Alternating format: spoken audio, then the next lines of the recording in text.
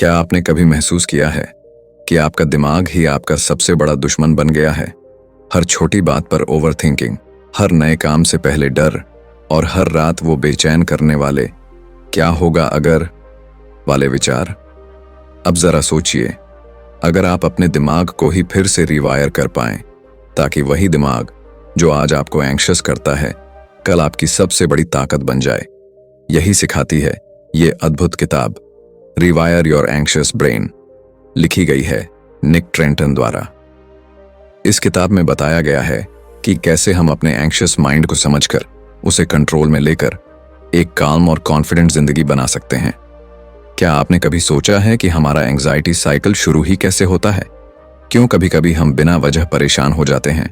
और सबसे जरूरी, इसे तोड़ने का असली तरीका क्या है? इन सारे सवालों के जवाब आपको मिलेंगे इसी किताब में, जहां हर चैप्टर आपके दिमाग के एक हिस्से को डिकोड करता है और बताता है कि कैसे आप अपने थॉट्स के मालिक बन सकते हैं। तो तैयार हो जाइए, क्योंकि आने वाले कुछ मिनटों में हम सीखेंगे कि कैसे आपका एंग्शियस ब्रेन आपकी सबसे बड़ी सुपर पावर बन सकता है। आप सुन रहे हैं लिसन विद आयुष इनसाइट्स, जहां हर हफ्ते हम आपके लिए लाते हैं ऐसी किताबें जो आपके सोचने का तरीका बदल दें। तो अगर आपने अब तक सब्सक्राइब नहीं किया है तो अभी कर लीजिए, ताकि आपकी ग्रोथ जर्नी कभी रुके नहीं। अब चलिए शुरू करते हैं। Chapter 1, the cycle of anxiety, यानी चिंता का चक्र। कभी ध्यान दिया है, जब हम किसी चीज को लेकर परेशान होते हैं तो हमारा दिमाग उसी बात को बार बार दोहराता रहता है। जितना हम सोचते हैं मुझे सोचना बंद करना चाहिए, उतना ही वो सोच और गहरी हो जाती है। यही है एंग्जाइटी का चक्र, यानी the cycle of anxiety. Nick Trenton बताते हैं कि चिंता कोई एक पल की चीज नहीं होती, वो एक हैबिट लूप है जो हमारे अंदर धीरे धीरे जड़ें जमा लेता है। और हर बार जब हम डरते हैं, बचते हैं या टालते हैं, हम उस लूप को और मजबूत बना देते हैं। मान लीजिए आपको किसी मीटिंग में बोलना है। जैसे ही दिन पास आता है आपके मन में विचार आने लगते हैं, अगर मुझसे गलती हो गई तो लोग क्या सोचेंगे, मैं सबके सामने बोल नहीं पाऊंगा। इन विचारों से आपका दिल तेज धड़कता है, पसीना आता है और आपका दिमाग कहता है भाग जाओ। और जैसे ही आप मीटिंग से बच जाते हैं आपको तुरंत राहत महसूस होती है। आप सोचते हैं हाय बच गया। लेकिन असल में आपने क्या किया? आपने अपने दिमाग को यह सिखा दिया कि बचना ही सुरक्षित है। यही है वो चक्र, एंग्जाइटी साइकिल, जहां डर, बचाव, राहत और फिर दोबारा डर। निक कहते हैं एंग्जाइटी को हराने का पहला कदम है उसे समझना, न कि उससे भागना।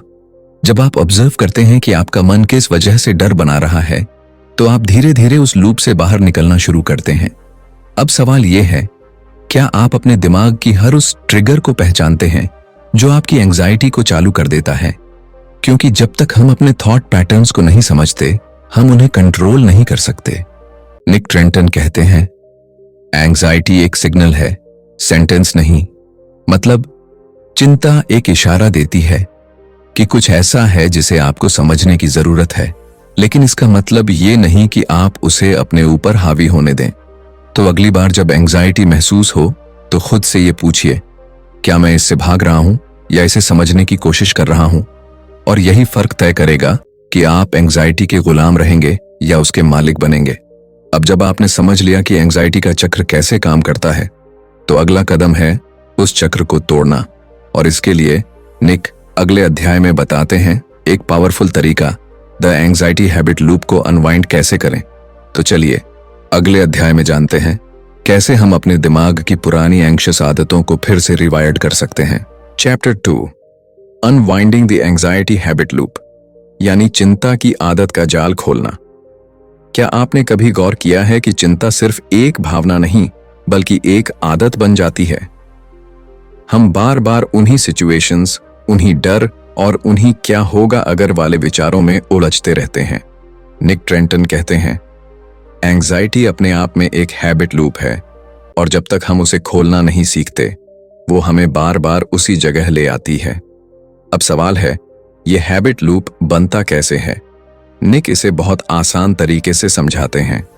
हर बार जब हम किसी डर या चिंता से बचते हैं हम अपने दिमाग को ये सिखाते हैं कि हाँ, डर से दूर रहना ही सुरक्षित है, और यही अवॉइडेंस धीरे धीरे एक पैटर्न बन जाता है। हर बार जब हम किसी एंग्शियस सिचुएशन से बचते हैं, हम दिमाग में ये सर्किट और गहरा बना देते हैं। दिमाग सीखता है, डर से भागो, तुम्हें अच्छा लगेगा, और धीरे धीरे यही टेम्पोररी कंफर्ट हमारी परमानेंट एंग्जाइटी बन जाती है। सोचिए, आपको किसी दोस्त को फोन करना है, लेकिन आप सोचते हैं, क्या पता वो बिजी हो, कहीं वो बात ना करे तो, या कहीं मैं ऑकवर्ड ना लगूं, और आप कॉल नहीं करते। उस पल में आपको राहत मिलती है, लेकिन आपका दिमाग सीखता है कि अवॉइड करना ही आराम है। निक कहते हैं, यही सबसे बड़ा ट्रैप है, क्योंकि जब हम कंफर्ट के पीछे भागते हैं, हम ग्रोथ से दूर चले जाते हैं। अब सवाल उठता है, इस हैबिट लूप को कैसे तोड़ा जाए? निक इसके लिए एक सिंपल 3 स्टेप तरीका बताते हैं। First, pause and observe. जब भी चिंता महसूस हो, तुरंत उसे रोकने की कोशिश मत करो, बस ऑब्जर्व करो। मेरे शरीर में क्या हो रहा है? मेरे मन में कौन से विचार चल रहे हैं? अवेयरनेस ही पहला इलाज है। Second, name it, don't shame it. अपने एंग्जाइटी को नाम दो, जैसे ये मेरा डर बोल रहा है। इससे आप अपने इमोशंस से डिस्टेंस बना लेते हैं। वो अब आप नहीं, बल्कि आपका अनुभव बन जाता है। Third, rewire the response. अब हर बार जब एंग्जाइटी आए, कॉन्शियसली ऑपोजिट एक्शन करो। अगर आपका मन भागने को कहे, तो आप वहीं ठहरो। अगर आपका दिमाग बोले ना बोलो, तो आप हाँ कहने की कोशिश करो। धीरे धीरे आपका दिमाग सीखता है कि डर से भागने की नहीं, उसे झेलने की जरूरत है। निक ट्रेंटन कहते हैं, एंग्जाइटी को खत्म नहीं किया जा सकता, उसे रीवायर किया जा सकता है। यानी कि हमें अपने दिमाग की वायरिंग बदलनी होगी। डर को थ्रेट नहीं, बल्कि सिग्नल की तरह देखना होगा। तो अब अपने आप से ये सवाल कीजिए, मैं अपनी एंग्जाइटी से भाग रहा हूं या उसे समझने और बदलने की कोशिश कर रहा हूं? याद रखिए, अवेयरनेस ही वो कुंजी है जो इस पूरे एंग्जाइटी लूप का ताला खोल देती है। और जब आप इस हैबिट लूप को समझ लेते हैं, तो अगला कदम है अपने इनर साउंड ट्रैक को बदलना, क्योंकि जो बातें हम खुद से कहते हैं, वो ही हमारी भावनाओं की दिशा तय करती हैं। तो अगले अध्याय में हम सीखेंगे कैसे अपने दिमाग की बैकग्राउंड वॉइस यानी इनर डायलॉग को बदलकर आप अपनी एंग्जाइटी को काल्म बना सकते हैं। Chapter 3, change your sound track, यानी अपनी सोच का संगीत बदलिए। क्या आपने कभी ध्यान दिया है कि हमारे दिमाग में एक आवाज लगातार चलती रहती है? वो हमें बताती है कि हम कौन हैं, क्या कर सकते हैं और क्या नहीं। वो कभी हौसला देती है, तो कभी हमें डराती है। निक ट्रेंटन कहते हैं, हम सबके जीवन में एक बैकग्राउंड साउंड ट्रैक चलता रहता है, और अगर ये साउंड ट्रैक डर और शक से भरा हो, तो हमारी जिंदगी भी उसी लय में चलती है। मान लीजिए, किसी इंपॉर्टेंट काम से पहले आपके मन में एक आवाज आती है, तुमसे नहीं होगा। या जब कोई गलती होती है, तो वो कहती है, देखा, तुम हमेशा गड़बड़ करते हो। अब सोचिए, अगर ये आवाज दिन में सैकड़ों बार आपसे ऐसा कहे, तो आपका दिमाग क्या सीखेगा? वो यही मान लेगा कि आप में कुछ कमी है, और यहीं से एंग्जाइटी शुरू होती है। निक बताते हैं, हमारा दिमाग उस चीज पर विश्वास करने लगता है जो हम उसे बार बार सुनाते हैं। जैसे पुराने गाने बार बार सुनने से वो हमारे मन में बस जाते हैं, वैसे ही नेगेटिव थॉट्स भी हमारे अंदर एक स्थायी संगीत बन जाते हैं। लेकिन अब सोचिए, अगर आप उस संगीत को बदल दें, अगर आप अपने इनर डायलॉग में मैं नहीं कर सकता की जगह मैं कोशिश कर सकता हूं कहें, तो आपका दिमाग भी नए नोट्स सीखने लगेगा। निक इसे कहते हैं कॉग्निटिव रीस्क्रिप्टिंग, यानी अपने विचारों की स्क्रिप्ट को दोबारा लिखना, क्योंकि हमारे थॉट्स हमारी इमोशंस बनाते हैं और इमोशंस हमारी एक्शंस को चलाते हैं। तो अगर आप अपने थॉट्स बदलते हैं, तो आपकी पूरी दुनिया बदल सकती है। निक एक पावरफुल टेक्निक बताते हैं, कैच, चैलेंज, चेंज। सबसे पहले उस आवाज को पकड़िए जो आपको रोकती है। ध्यान दीजिए कि आप खुद से क्या कह रहे हैं। अब उस विचार को चुनौती दीजिए, क्या ये सच में सच है या सिर्फ मेरा डर बोल रहा है? और अब उस सोच को नया अर्थ दीजिए, मैं फेल हो सकता हूं की जगह कहिए, अगर फेल हुआ तो भी सीखूंगा। बस ये छोटा सा बदलाव ही आपके दिमाग की वायरिंग बदलने लगता है। निक कहते हैं, हम अपनी जिंदगी की कहानी खुद लिखते हैं, लेकिन बहुत बार वो कहानी दूसरों की आवाजों से लिखी जाती है। अब वक्त है अपनी कहानी खुद लिखने का। तो जब भी आपके मन की वो पुरानी डराने वाली आवाज फिर से गाना शुरू करे, तो उसे रोकिए और कहिए, अब मैं नया साउंड ट्रैक चुन रहा हूं। अब आप सोचिए, अगर आपकी जिंदगी एक गाना होती तो उसमें कौन सी धुन चलती? डर की या विश्वास की? क्योंकि जो आप सुनते हैं वही आप बनते हैं। और जब आप अपनी सोच का संगीत बदल लेते हैं, तो अगला कदम है समझना कि एंग्जाइटी हमारे दिमाग में कब और कैसे अनफोल्ड होती है, क्योंकि समय की रेखा पर इसे समझना ही हमें अंदर से शांत बनाता है। तो अगले अध्याय में हम जानेंगे द एंग्जाइटी टाइमलाइन, यानी चिंता की शुरुआत से अंत तक का पूरा सफर। चैप्टर 4, द एंग्जाइटी टाइमलाइन, यानी मेरी चिंता की कहानी। कभी आपने सोचा है, चिंता यानी एंग्जाइटी अचानक क्यों शुरू होती है? क्यों कभी छोटी सी बात भी हमें अंदर तक हिला देती है? लेखक कहते हैं, ये चिंता आज की नहीं होती, इसकी कहानी बहुत पुरानी होती है। हर इंसान के दिमाग में एक टाइमलाइन होती है, यानी उसकी एंग्जाइटी का इतिहास। और जब तक हम उस इतिहास को नहीं समझते, तब तक उसे बदल नहीं सकते। इस अध्याय में लेखक हमें अपने अतीत की यात्रा पर ले जाते हैं। वे बताते हैं कि चिंता कोई रातों रात आने वाली चीज नहीं है। ये धीरे धीरे बनती है, हमारे बचपन से, कभी किसी डर से, कभी किसी असफलता से, या किसी दर्द भरी याद से। सोचिए, जब आप छोटे थे और किसी गलती पर आपको डांट पड़ी, या जब किसी ने कहा तुमसे नहीं होगा, वो बातें आपके दिमाग में कहीं ना कहीं छप जाती हैं। और जब बड़े होकर कोई वैसी ही स्थिति आती है, तो आपका दिमाग उस पुराने डर को फिर से जगा देता है। यही है एंग्जाइटी टाइमलाइन। काम होने के लिए हमें अपने दिमाग की इस टाइमलाइन को रिवाइंड करना पड़ता है, क्योंकि दिमाग अपने पुराने पैटर्न दोहराता है। जब तक आप ये नहीं पहचानते कि आपकी चिंता कहां से शुरू हुई, तब तक आप बस सिम्टम्स से लड़ते रहेंगे, कारण से नहीं। एक छोटा उदाहरण लेते हैं। मान लीजिए बचपन में किसी ने आपकी परफॉर्मेंस पर हंसी उड़ाई थी। अब जब आप किसी प्रेजेंटेशन में जाते हैं, तो बिना वजह नर्वस हो जाते हैं, क्योंकि आपका सबकॉन्शियस माइंड वही पुराना ह्यूमिलिएशन मोमेंट रिकॉल कर देता है। आप सोचते हैं, अगर इस बार भी हंसी उड़ाई गई तो? यही मोमेंट है जहां पास्ट की मेमोरी प्रेजेंट की एंग्जाइटी बन जाती है। लेखक कहते हैं, अपने दिमाग से लड़ो मत, उसे समझो। थोड़ा पीछे जाकर देखो कि आपकी एंग्जाइटी की जड़ कहां है। क्या वो किसी चाइल्डहुड फियर से जुड़ी है, किसी रिजेक्शन से, या किसी अधूरे सपने से? जब आप ये पहचान लेते हैं, तो हीलिंग शुरू होती है, क्योंकि अवेयरनेस ही पहला कदम है फ्रीडम की तरफ। अब खुद से एक सवाल पूछिए, अगर मैं अपनी एंग्जाइटी की टाइमलाइन लिखूं, तो वो कब से शुरू हुई थी? क्या मैं उस डर को आज भी अपने साथ लेकर चल रहा हूं? और अब अगले अध्याय में हम जानेंगे कैसे एक powerful psychological method, the ABCDE technique, आपकी एंग्जाइटी के रूट थॉट्स को चैलेंज करके उन्हें बदल सकता है, हमेशा के लिए। चैप्टर 5, द ABCDE मेथड, यानी अपने डर को चुनौती देना सीखो। क्या आपने कभी किसी सोच को इतना बड़ा बना लिया है कि वो आपके पूरे मूड पर हावी हो गई? जैसे, अगर मैं फेल हो गया तो लोग क्या सोचेंगे? मेरे साथ हमेशा बुरा ही होता है। यही वो सोच है जो एंग्जाइटी को बढ़ाती है। और इस अध्याय में लेखक हमें एक शक्तिशाली तरीका सिखाते हैं, जिससे हम इन नकारात्मक विचारों को पकड़कर उन्हें चुनौती दे सकते हैं और दिमाग को फिर से प्रोग्राम कर सकते हैं। इस मेथड का नाम है ABCDE मेथड। लेखक कहते हैं, हमारा दिमाग एक स्टोरी टेलर है।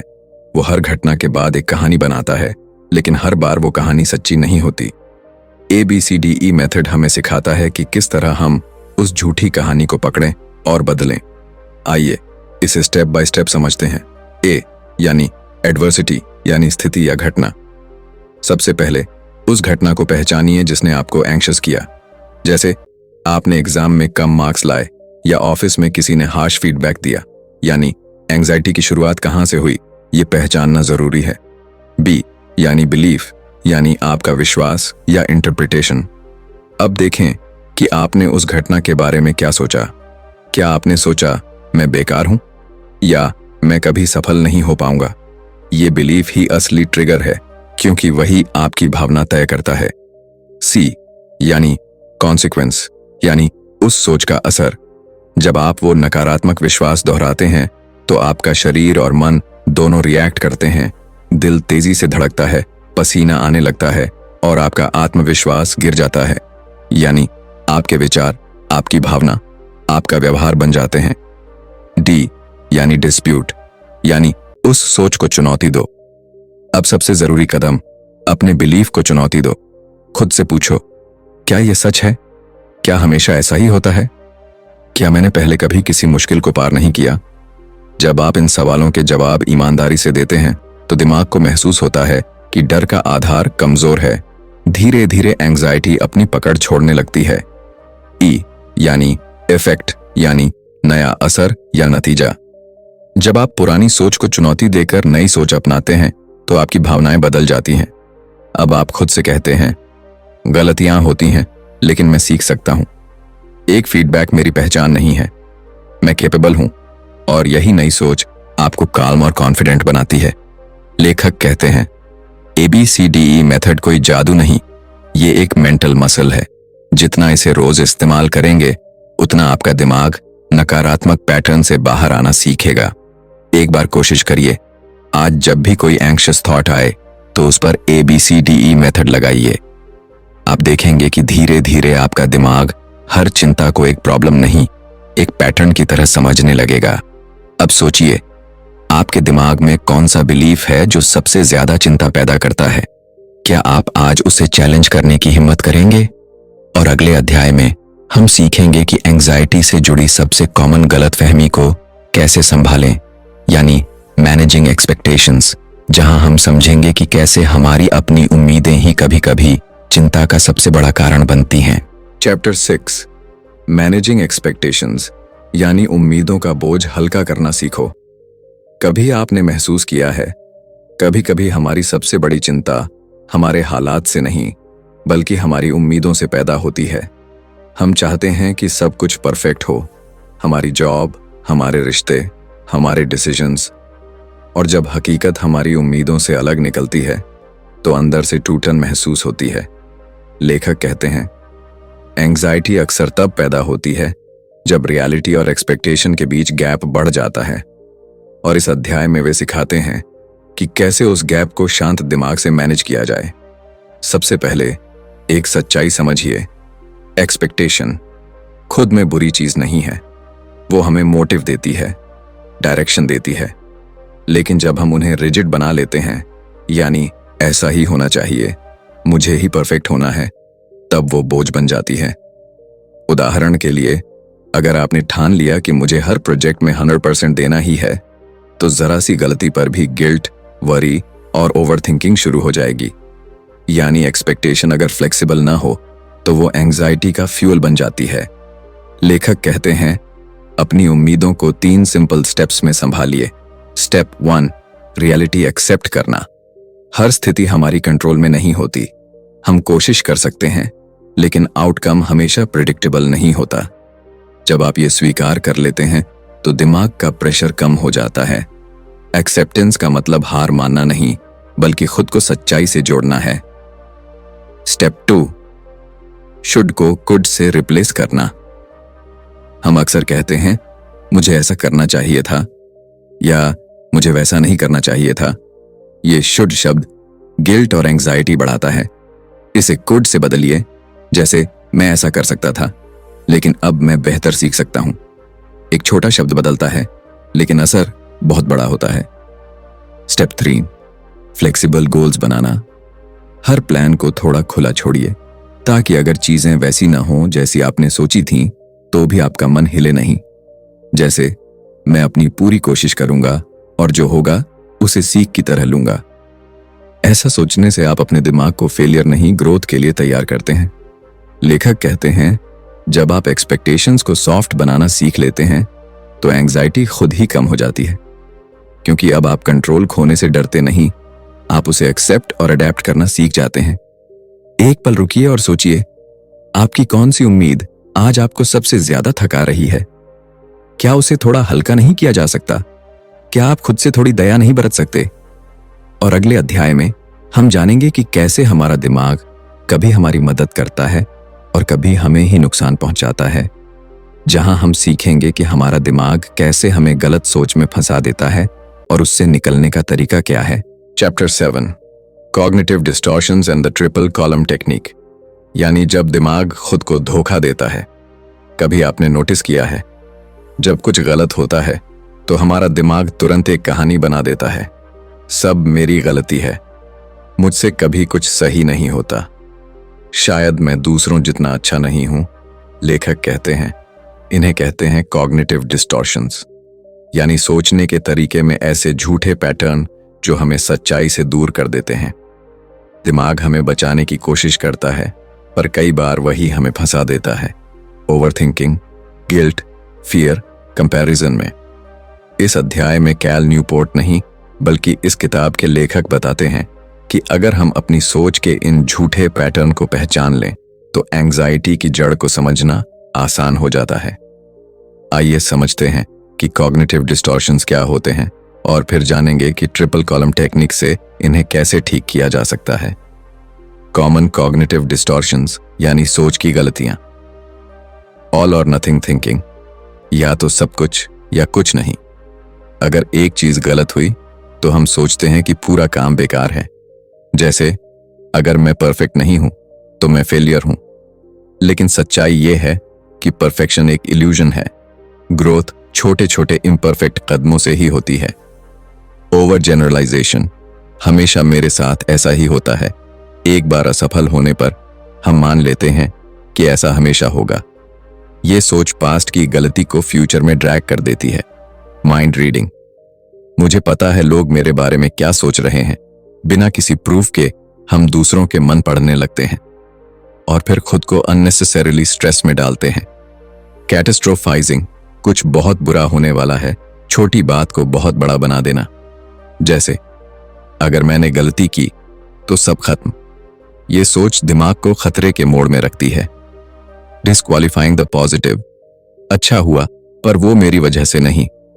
जब भी कुछ अच्छा होता है हम उसे लक या चांस बता देते हैं, यानी दिमाग खुद अपनी सफलता को स्वीकार नहीं करता। अब सवाल है, इन गलत सोचों को कैसे पहचानें और बदलें।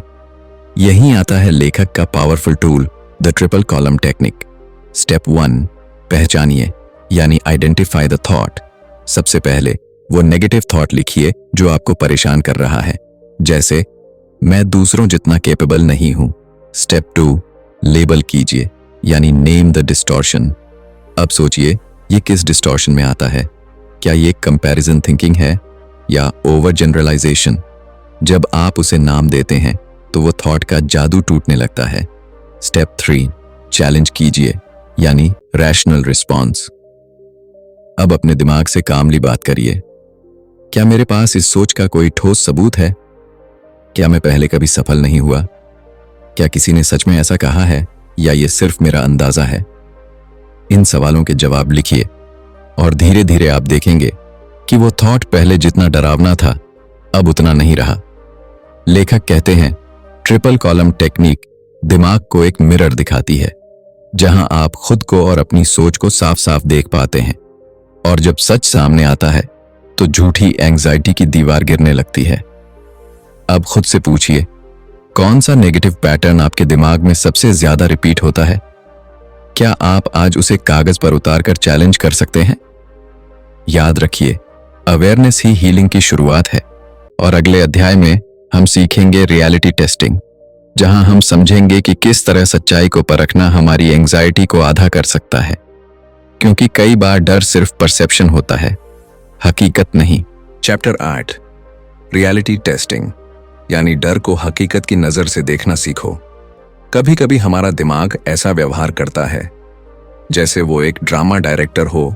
हर छोटी बात को बड़ा बना देता है, हर हल्की घटना में एक कहानी जोड़ देता है और फिर उसी कहानी पर हमें यकीन भी दिला देता है। लेखक कहते हैं एंग्जाइटी की सबसे बड़ी ताकत इमेजिनरी फ्यूचर होती है, यानी हम किसी चीज से नहीं बल्कि अपने ही मन के बनाए डर से डरते हैं। और इस झूठे डर से बाहर निकलने का सबसे असरदार तरीका है रियलिटी टेस्टिंग यानी अपने विचारों को सच्चाई की कसौटी पर परखना। अपने डर को पहचानो। सबसे पहले उस डर को लिखो जो आपको परेशान कर रहा है। जैसे अगर मैं फेल हो गया तो सब मेरा मजाक उड़ाएंगे, या अगर मैं बोलने में अटक गया तो लोग मुझे कमजोर समझेंगे।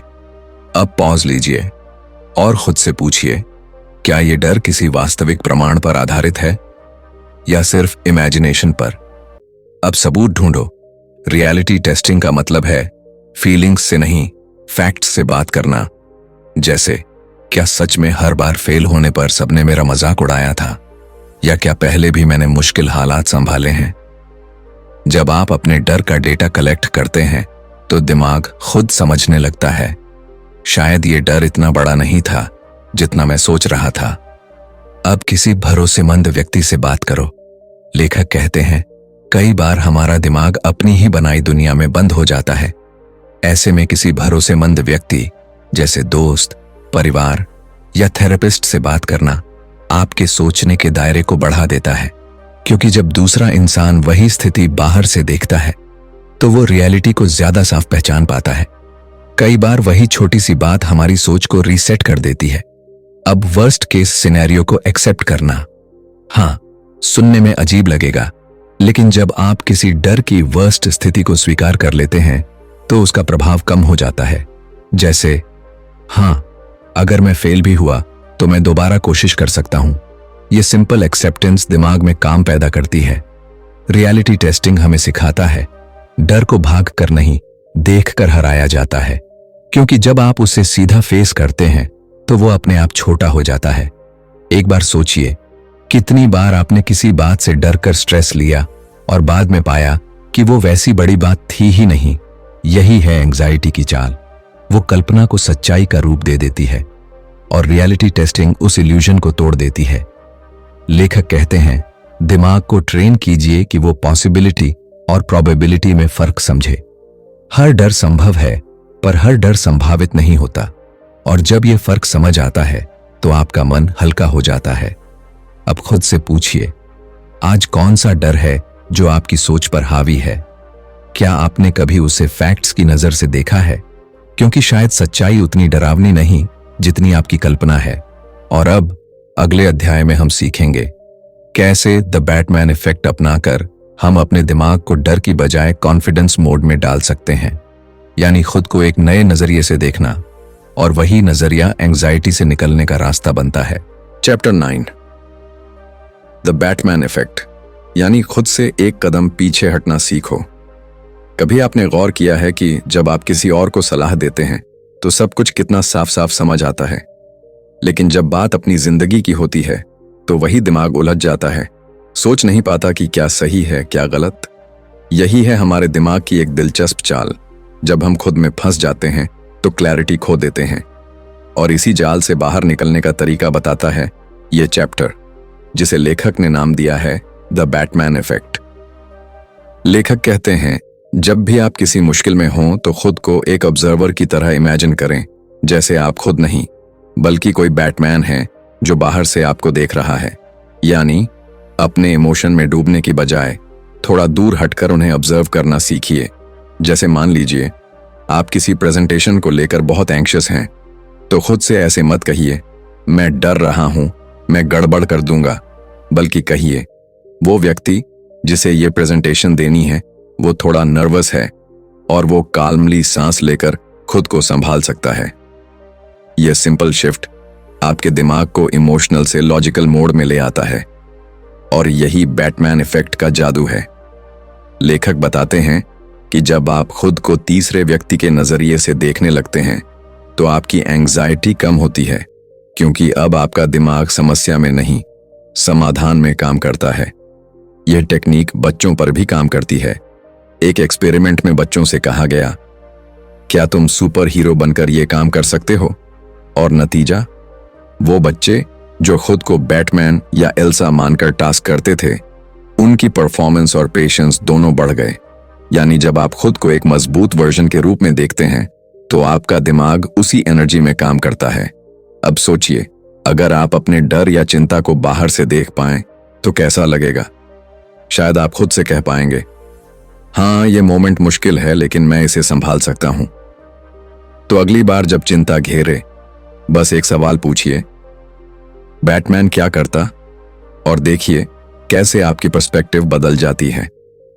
अब अगले अध्याय में हम बात करेंगे लर्निंग टू टॉलरेट अनसर्टेनिटी, यानी असामान्यता को सहना सीखना, क्योंकि एंग्जाइटी का सबसे बड़ा कारण यही है कि हम हर चीज जानना और कंट्रोल करना चाहते हैं, लेकिन जिंदगी कंट्रोल से नहीं, भरोसे से चलती है। तैयार रहिए, अगला अध्याय आपकी शांति की जड़ तक जाएगा। Chapter 10, learning to tolerate uncertainty, यानी अनिश्चितता को सहना सीखो। क्या आपने कभी खुद से यह कहा है, काश मुझे पता होता आगे क्या होने वाला है? हम सब चाहते हैं कि जिंदगी की हर चीज पहले से तय हो, हर रास्ता साफ दिखे, हर नतीजा हमारे हाथ में हो। लेकिन सच्चाई यह है, जिंदगी में सबसे बड़ा डर अनिश्चितता का डर होता है, और यही डर हमारी एंग्जाइटी को सबसे ज्यादा बढ़ाता है।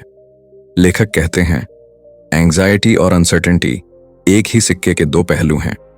जहां सर्टेनिटी नहीं होती, वहां दिमाग अपनी कहानी खुद बना लेता है, और वो कहानी अक्सर डर, शक और वर्स्ट केस सिनेरियो से भरी होती है। जैसे आपने किसी को मैसेज किया और रिप्लाई नहीं आया, तो दिमाग तुरंत सोचता है, क्या वो मुझसे नाराज है, या क्या मैंने कुछ गलत कहा?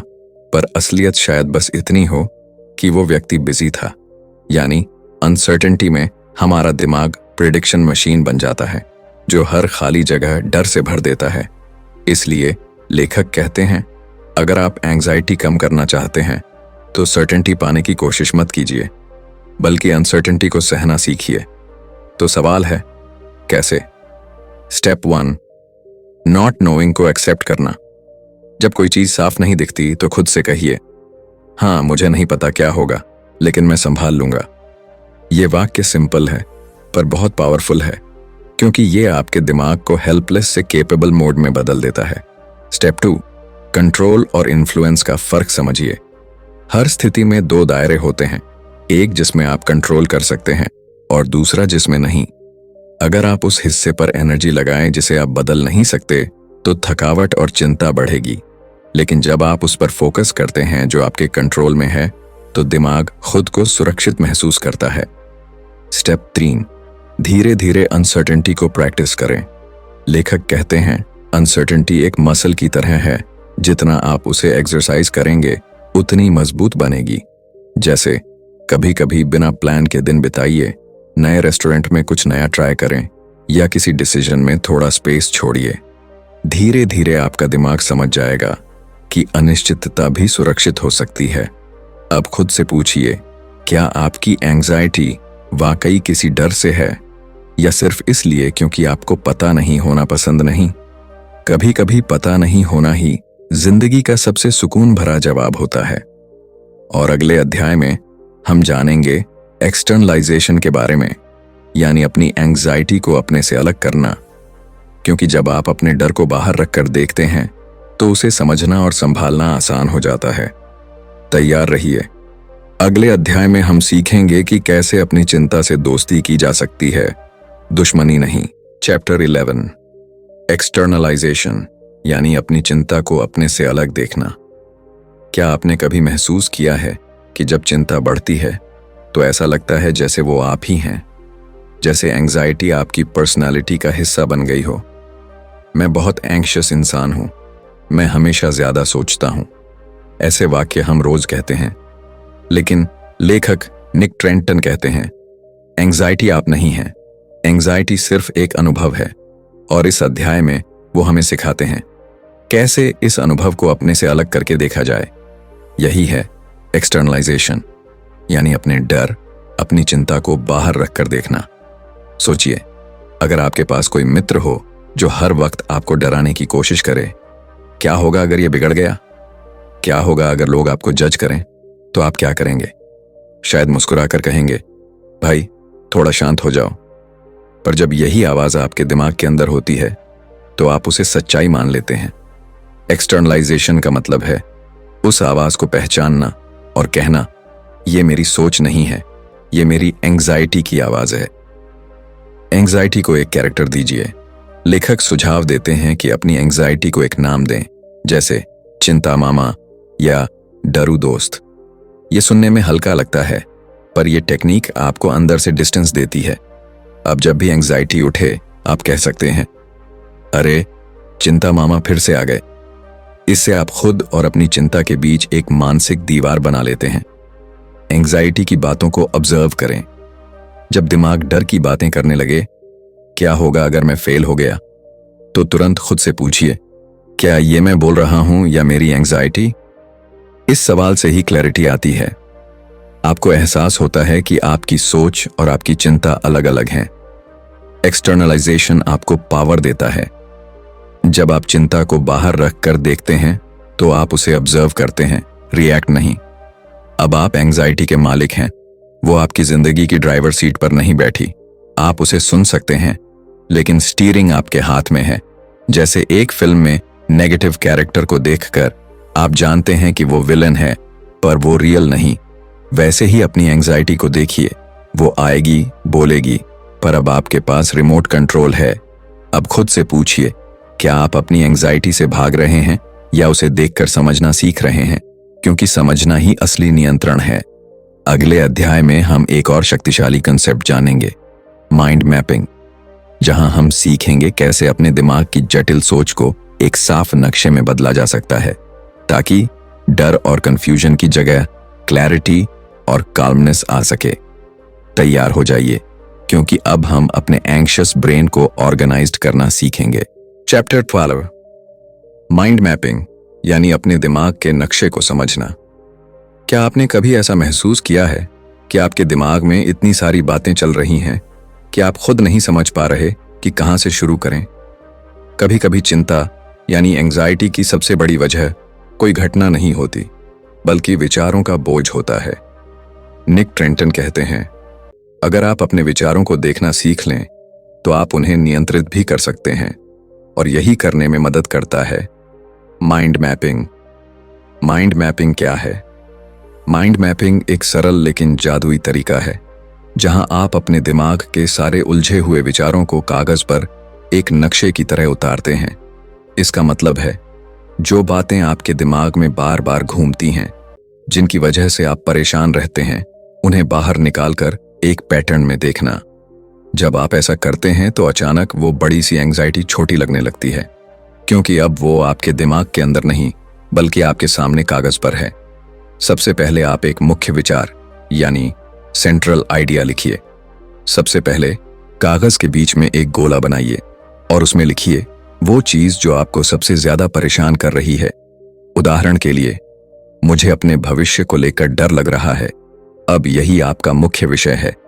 अब उससे जुड़ी शाखाएं यानी ब्रांचेस बनाइए। अब सोचिए, ये डर किन किन बातों से जुड़ा है? शायद career, money, family expectations, comparison with others. हर एक विषय को एक लाइन से जोड़िए और फिर उन शाखाओं से और छोटी शाखाएं बनाइए। जैसे करियर से जुड़ी हो सकती है skill improvement, job change, confidence building. धीरे धीरे आपका दिमाग साफ होने लगेगा, क्योंकि आप देख पाएंगे कि आपकी सोच किस दिशा में जा रही है। अब अपने नक्शे को देखें जैसे कोई बाहर वाला देखता है। अब इस पूरे माइंड मैप को एक आउटसाइडर की तरह देखिए। आपको लगेगा, वाह, मेरी चिंता इतनी बड़ी नहीं जितनी मैं सोच रहा था, क्योंकि अब आप अपनी सोच को ऑब्जर्व कर रहे हैं, उसमें फंस नहीं रहे हैं। निक ट्रेंटन कहते हैं, जब आप अपनी सोच को बाहर निकालते हैं, तो आप उनसे आजाद होने लगते हैं। अब हर शाखा के लिए एक छोटा एक्शन प्लान बनाइए। अब जब सारी बातें सामने हैं, तो हर शाखा के लिए एक सिंपल स्टेप लिखिए। मैं इसके लिए क्या कर सकता हूं? जैसे अगर कॉन्फिडेंस की शाखा है, तो लिखिए हर दिन 10 मिनट मिरर प्रैक्टिस। अगर मनी की शाखा है, तो लिखिए हर हफ्ते 1 घंटे फाइनेंशियल लर्निंग। एक्शन से क्लैरिटी आती है और क्लैरिटी से एंग्जाइटी दूर होती है। अब माइंड मैप को बार बार देखिए, अपडेट कीजिए। माइंड मैपिंग सिर्फ एक बार करने की चीज नहीं है, ये आपके दिमाग की साफ सफाई का टूल है। हर बार जब आपके मन में नया डर आए, उसे अपने माइंड मैप में जोड़ दीजिए।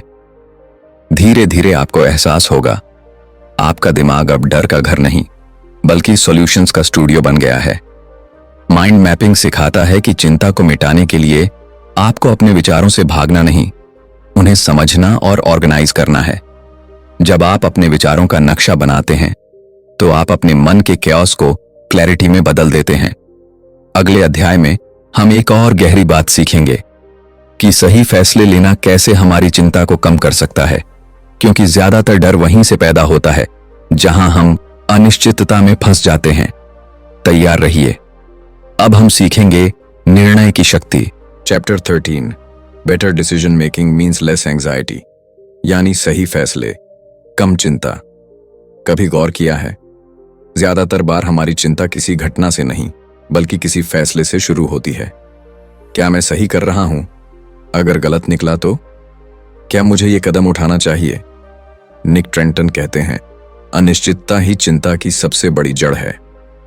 और अनिश्चितता तब पैदा होती है जब हम फैसला लेने से डरते हैं। डिसीजन मेकिंग और एंजाइटी का गहरा रिश्ता। जब हम कोई फैसला नहीं लेते तो हमारा दिमाग हर संभावित परिणाम को बार बार रिप्ले करता है। क्या होगा अगर? काश मैंने वो किया होता। ये एंडलेस मेंटल लूप ही ओवरथिंकिंग कहलाता है। और हर बार जब हम इसे दोहराते हैं हमारी एंजाइटी थोड़ी और बढ़ जाती है। इसलिए लेखक कहते हैं, डिसीजन लेना हमेशा रिस्क कम नहीं करता, पर यह दिमाग की उलझन जरूर खत्म करता है। सबसे पहले आप परफेक्ट फैसले की उम्मीद छोड़िए। हम में से बहुत लोग इसलिए एंग्शियस रहते हैं क्योंकि हम हर चीज में परफेक्ट फैसला लेना चाहते हैं। लेकिन सच्चाई ये है, कोई भी फैसला परफेक्ट नहीं होता। हर रास्ते में कुछ ना कुछ रिस्क होता ही है। इसलिए अगली बार जब आप डिसीजन लें तो खुद से पूछिए, क्या मैं इसके लिए रेडी इनफ हूं? न कि क्या ये परफेक्ट है। जब आप परफेक्ट की जगह पॉसिबल सोचने लगते हैं तो आपका डर घटने लगता है। अब अपने दिमाग को दो हिस्सों में बांटिए, लॉजिक और इमोशन। कई बार हमारा फैसला दिल और दिमाग के बीच फंस जाता है, तो इसे समझने का एक आसान तरीका है। कागज पर 2 कॉलम बनाइए। एक तरफ लिखिए लॉजिक और दूसरी तरफ इमोशन। लॉजिक आपको बताएगा क्या व्यावहारिक है, इमोशन बताएगा क्या सही महसूस होता है। अब इन दोनों के बीच संतुलन ढूंढिए। याद रखिए, अच्छा फैसला वो है जिसमें आपके दिल और दिमाग दोनों को थोड़ी शांति मिले। अब डिसीजन फटीग से बचिए। कभी कभी हम इतनी छोटी छोटी चीजों पर सोचते रहते हैं, क्या पहनूं, क्या खाऊं, किसे कॉल करूं, कि हमारे दिमाग की डिसीजन एनर्जी खत्म हो जाती है। निक ट्रेंटन इसे कहते हैं डिसीजन फटीग। और ये छोटी चीजें भी बड़ी एंजाइटी में बदल जाती हैं। इसलिए कुछ फैसले ऑटोमेट कर दीजिए, जैसे सुबह की रूटीन, भोजन का टाइम या वीकली गोल्स। इससे आपके दिमाग को जरूरी डिसीजंस के लिए एनर्जी बचेगी। अब हर निर्णय को एक्सपेरिमेंट की तरह देखिए। लेखक कहते हैं, हर फैसला फाइनल नहीं, सिर्फ एक एक्सपेरिमेंट है। अगर रिजल्ट अच्छा हुआ, बढ़िया। अगर नहीं, तो आपने कुछ नया सीखा। जब आप हर कदम को एक्सपेरिमेंट की तरह देखते हैं तो गलती का डर कम हो जाता है और सीखने की उत्सुकता बढ़ती है। तो आप जानेंगे कि क्लैरिटी एक्शन से आती है, थिंकिंग से नहीं। कई बार हम सोचते रहते हैं पर कुछ करते नहीं। पर असली क्लैरिटी तभी आती है जब हम कदम उठाते हैं। एक छोटा एक्शन भी 1000 विचारों से ज्यादा सुकून दे सकता है। निक ट्रेंटन लिखते हैं, जब आप निर्णय लेते हैं तो आप अपने मन को डायरेक्शन देते हैं, और डायरेक्शन एंजाइटी का सबसे अच्छा इलाज है। एंजाइटी को कम करने का सबसे अच्छा तरीका है अपने डर के बावजूद फैसला लेना। हर बार जब आप कोई स्टेप लेते हैं, आपका दिमाग सीखता है कि अनसर्टेनिटी को भी हैंडल किया जा सकता है। डिसीजन ही डायरेक्शन है, और डायरेक्शन से ही मन में शांति आती है। अगले अध्याय में हम जानेंगे कैसे अपने डर को अपनी ताकत में बदल सकते हैं। अब वक्त है अपनी चिंता को दुश्मन नहीं बल्कि अपना साथी बनाना सीखने का। Chapter 14 turning your anxiety into a super power, यानी अपनी चिंता को अपनी ताकत बनाइए। लेखक निक ट्रेंटन कहते हैं, anxiety is not your enemy, it's your brain trying to protect you. यानी चिंता आपका दुश्मन नहीं है, वो आपका दिमाग है जो आपको किसी खतरे से बचाने की कोशिश कर रहा है। लेकिन जब हम इस सिग्नल को गलत समझते हैं, जब हम सोचते हैं कि एंजाइटी होना ही कमजोरी है, तभी वो हमें नुकसान पहुंचाने लगती है। अगर हम इस एनर्जी को सही दिशा में ले जाएं, तो यही चिंता हमें अलर्ट, फोकस्ड और मोटिवेटेड बना सकती है। सबसे पहले आप एंजाइटी को सिग्नल मानिए, प्रॉब्लम नहीं। जब भी चिंता महसूस हो, अपने आप से कहिए, रुको, ये डर नहीं, ये एक संकेत है। ये आपके शरीर का तरीका है ये बताने का कि कुछ महत्वपूर्ण होने वाला है, तुम्हें तैयार रहना चाहिए। उदाहरण के लिए, अगर आपको किसी प्रेजेंटेशन की चिंता हो रही है, इसका मतलब है कि वो आपके लिए महत्वपूर्ण है। इस एनर्जी को पैनिक की जगह प्रिपरेशन में लगाइए। एंजाइटी को दबाइए मत, उसे दिशा दीजिए। अब डर को उल्टा कीजिए, यानी व्हाट इफ आई विन। हमारी सबसे बड़ी गलती होती है हर बार ये सोचना, क्या होगा अगर मैं फेल हो गया। पर कभी खुद से पूछिए, क्या होगा अगर मैं जीत गया। जब आप दिमाग को पॉजिटिव पॉसिबिलिटी दिखाते हैं तो आपकी बॉडी का रिस्पॉन्स भी बदल जाता है।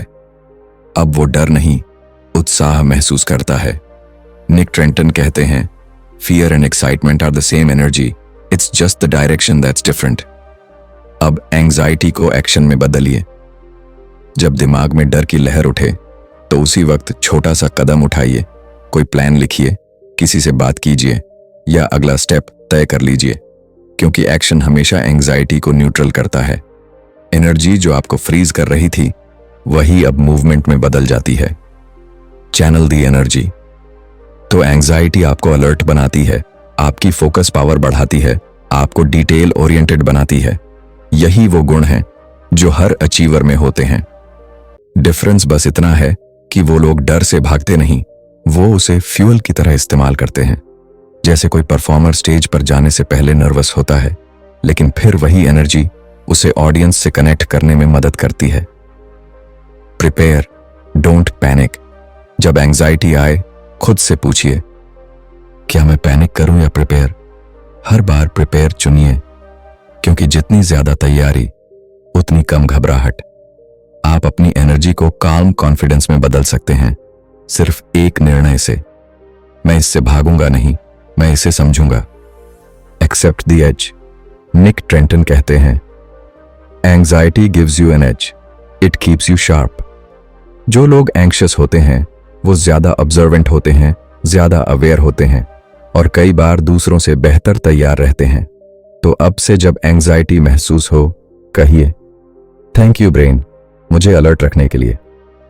एंजाइटी कोई बीमारी नहीं, एक सिग्नल है। उसे रोकिए मत, उसे डायरेक्शन दीजिए। डर को एक्साइटमेंट में बदलिए। पैनिक नहीं, प्रिपरेशन चुनिए। और याद रखिए, वही एनर्जी जो आपको तोड़ सकती है, अगर सही दिशा में लगे तो आपको अजेय भी बना सकती है। तो दोस्तों, ये थी किताब रीवायर योर एंग्शियस ब्रेन की आखिरी और सबसे एम्पावरिंग जर्नी, जहां हमने सीखा कि डर से भागना नहीं, उसे समझना और इस्तेमाल करना ही असली आजादी है। निक ट्रेंटन हमें सिखाते हैं कि एंजाइटी को मिटाने की जरूरत नहीं, उसे मित्र बना लीजिए और वो आपकी सबसे बड़ी ताकत बन जाएगी। अगर आपको ये ऑडियो बुक पसंद आई हो तो वीडियो को लाइक और शेयर जरूर करें। चैनल को सब्सक्राइब करें ताकि आप और भी ऐसी पावरफुल सेल्फ हेल्प बुक्स सिर्फ सुनकर सीख सकें। और हाँ, बेहतर सपोर्ट के लिए मेंबरशिप जरूर ज्वाइन करिए। अगली किताब में फिर मिलते हैं, जहां हम अपने माइंड को, इमोशंस को और जिंदगी को एक नए नजरिए से समझना सीखेंगे। Thank you.